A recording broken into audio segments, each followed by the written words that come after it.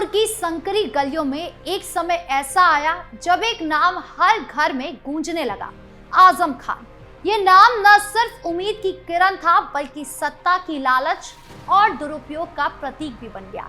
एक प्रोफेसर से उठकर समाजवादी पार्टी के दिग्गज बने आजम खान को अखिलेश यादव ने जो शक्ति दी वो उनकी उड़ान का आधार बनी, लेकिन ये शक्ति उनके पतन का कारण भी बनी। रामपुर जो कभी नवाबों का शहर था, आजम के राज में दबंगई और विवादों का अड्डा बन गया। ये कहानी है एक ऐसे नेता की जो सत्ता के नशे में इतना उलझ गया कि अपना ही किला ढहा बैठा। आजम खान का सफर शुरू होता है 1988 में रामपुर के एक साधारण मुस्लिम परिवार से। अलीगढ़ मुस्लिम यूनिवर्सिटी से लॉ की डिग्री हासिल करने के बाद वो प्रोफेसर बने। क्लासरूम में पढ़ाने का काम उन्हें कभी संतुष्ट नहीं कर पाया।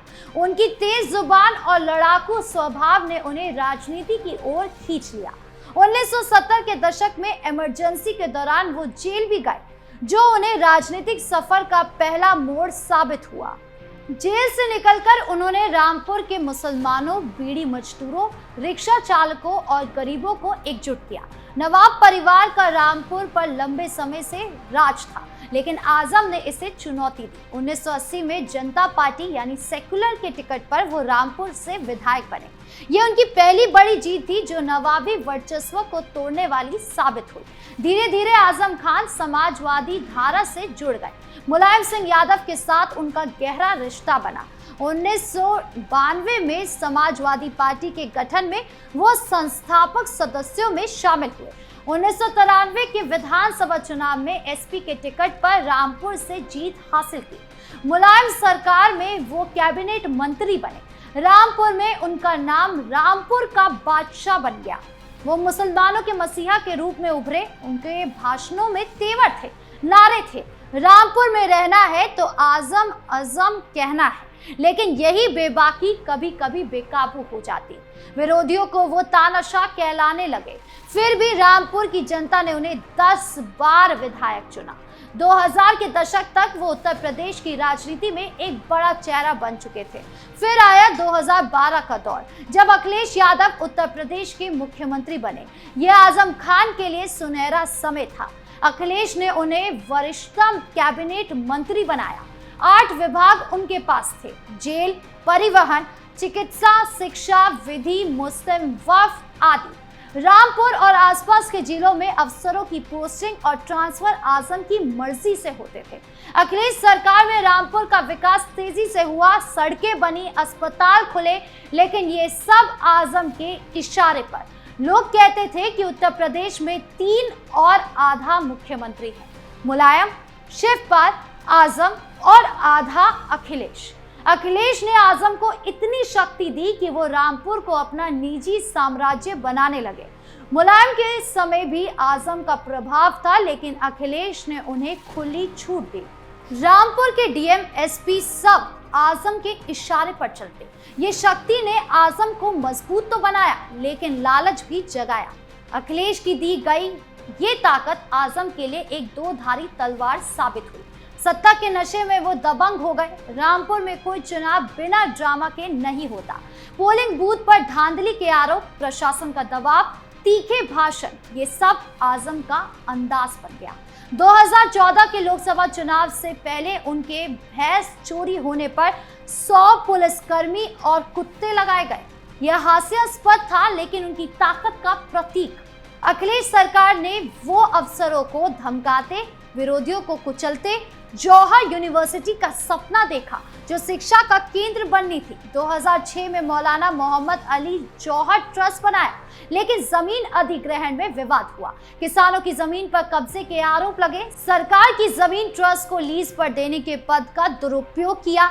अखिलेश के समय में ये सब आसान हो गया है। यूनिवर्सिटी बनी, लेकिन 2000 करोड़ के निर्माण पर 20 करोड़ का शेष मामले में फंस गए। सुप्रीम कोर्ट ने 2024 में इसे ऑफिस का दुरुपयोग कहा। आजम की दबंगई रामपुर तक सीमित नहीं रही। उनके भाषण राष्ट्रीय स्तर पर सुर्खियां बनते। 2019 में संसद में बीजेपी सांसद पर अपमानजनक टिप्पणी की, जिसके लिए सुप्रीम कोर्ट से माफी मांगी। 2014 में लोकसभा चुनाव में चुनाव आयोग ने उन्हें पूरे मौसम के लिए प्रतिबंधित कर दिया, लेकिन अखिलेश की शक्ति ने उन्हें बचाया। रामपुर में वो किंग खान थे, विरोधियों को डराते, समर्थकों को लूटते, जमीन माफिया के रूप में नाम दर्ज हुआ। 77 मामले जमीन कब्जे और सत्ता दुरुपयोग के। अखिलेश सरकार में रामपुर के अधिकारी आजम के चमचों की तरह काम करते।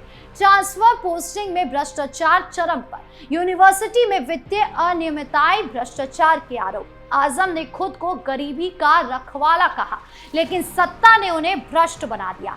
अखिलेश ने जो ताकत दी वो विकास के नाम पर लूट का हथियार बनी। 2017 में बीजेपी की सरकार आने के बाद आजम का किला हिलने लगा। योगी आदित्यनाथ ने लैंड माफिया के खिलाफ अभियान चलाया।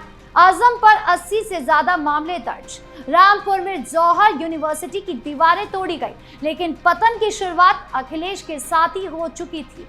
2017 में अखिलेश ने पार्टी पर कंट्रोल लिया तो आजम को नई पीढ़ी से टकराव हुआ। अखिलेश ने उन्हें साइडलाइन करना शुरू कर दिया। 2019 लोकसभा में रामपुर जीते, लेकिन 2022 में हार गए।